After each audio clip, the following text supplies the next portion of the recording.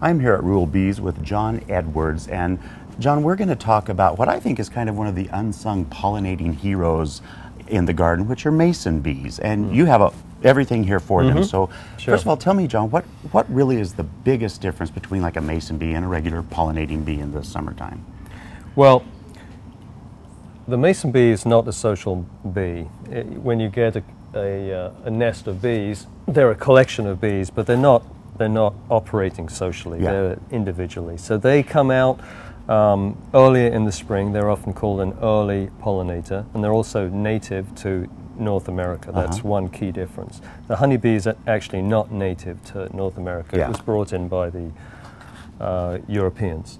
And so the mason bee likes to nest itself in tubes, and so we provide an environment where there's just lots of little tubes here.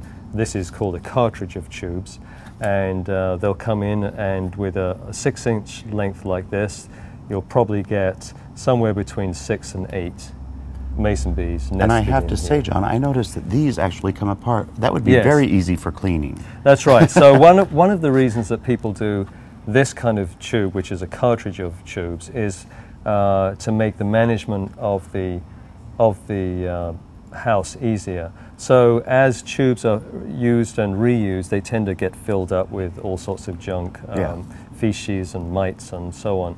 And so with this cartridge of tubes, you can actually pull this apart, clean out each of these holes, and then repack it for the next season.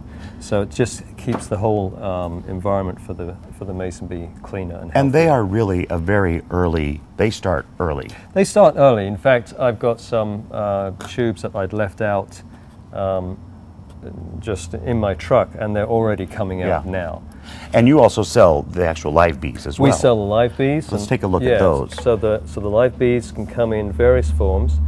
So I was talking about tubes earlier. So this is a simple 6-inch cardboard tube, and if you look carefully, you can see that it's plugged with mud, and that's why they're called mason bees, because what they will actually do is within each cell that contains an egg that eventually becomes a full live bee, each cell is lined with mud. So if you pull this apart, you see 6 to 8 cells, each of them mud lined.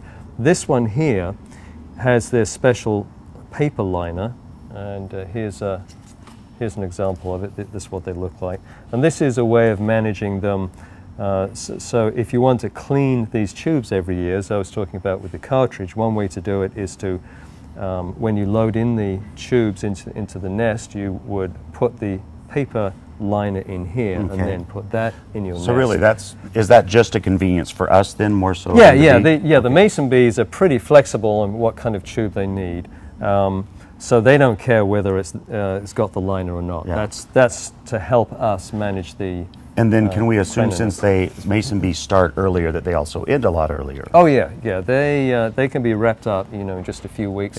You'll find the bees emerging, pollinating, and the female is just loading up these tubes with eggs, and finally at some point she will do her final last cell, and she's done. And she's finished. And so they don't survive. The bees that come out that year don't survive that year. They at the end of the year, they don't. You're not going to find a 20-year-old mason bee in your garden. or even a 1-year-old, if you think of it that way. And that's one big difference between them and honeybees.